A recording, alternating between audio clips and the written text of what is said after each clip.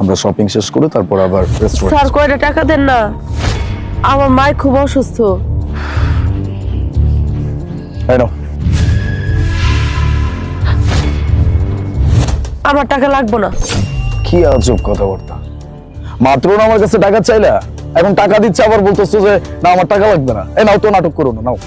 আপনি চলে যান স্যার, আমার টাকা লাগবে না। আরে এইসব ভিখারিদের চিনো না? এদের 50-100 টাকা দিলে মন ভরে না, 1000 টাকা চায়। ওকে 500 টাকা দিয়ে দাও তো। এদেরও বলি হ্যাঁ। এই নাও, এখানে 500 আছে। না স্যার, আমার 500 টাকাও লাগবে না। আপনি যদি আমার 1000 টাকাও দেন, তারপর আমি আপনার হাতে কোনো টাকাই দিব না। কি মানে 500 টাকা দিচ্ছি, 500 টাকাও নিবা না? আবার মুখের উপরে বলতেছো যে 1000 টাকা দিলে সেইটাও নিবা না? তোদের মতো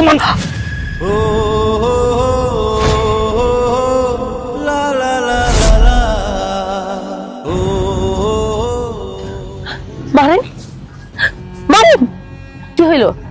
থাইমা গেলেন কেন? মারেন আমারে লাঠি। আপনার মতো বড় লোক জন্মই তো হয়েছে আমার মতো গরিব গায়ে হাত তোলার জন্য। আপনারা না পারেনও স্যার। চলো তো। আরে যাবো মানে? আলিফ, তুমি লাথি মারতে চেয়েছো, লাথি মেরে দিতে। এখন উঠে দাঁড়াইছে, এখন 2-3টা চড় থাপ্পড় লাগিয়ে দাও। এসব গরিব ভিখারিদের সাথে কোনো তর্ক করারও দরকার নেই, কোনো ঝামেলা করারও দরকার নেই। চলো আমরা চলে যাই। আরে তুমি কি বলতেছো চলে যাবো মানে? আরে এই ভিখারির বাচ্চা, তোর কত বড় সাহস! তুই আমার হাজবেন্ডের সাথে এইভাবে কথা বলছিস কেন? তুই কি আমার হাজবেন্ডকে আগে থেকে চিনিস? মানে তোমরা কি পূর্ব পরিচিত? না ম্যাডাম, আমি ওনারে চিনি না। তো ওনার মতো আমার একটা ভাই ছিল, আমার বড় ভাই। জানেন, আমি ছোট বোন হওয়া সত্ত্বেও না, অন্যের বাড়িতে কাম কইরা যে টাকা পাইতাম, ওই টাকা দিয়ে আমি আমার ভাইরে পড়াশোনা করাইছি।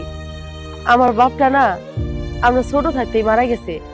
আমার ভাইয়ের অনেক স্বপ্ন ছিল, সে পড়াশোনা শিখা অনেক বড় হইব, ঢাকা শহরে যখন চাকরি করব, আমারে আর আমার মায়েরে নিয়ে যাইব। কিন্তু আমার সেই বেঈমান ভাই কি করছে জানেন? আমার অসুস্থ মায়ের চিকিৎসার জন্য আমাকে ভিটা মাটি বেচা যে টাকাগুলা রাখছিলাম, ওই টাকাগুলা চুরি কইরা সে ঢাকায় চলে গেছে।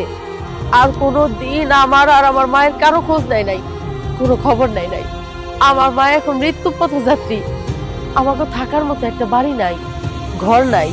কিন্তু আমার সেই বেঈমান ভাই ঢাকায় বিরাট বড় অট্টালিকায় থাকে, শুনছি বিয়াও নাকি করছে।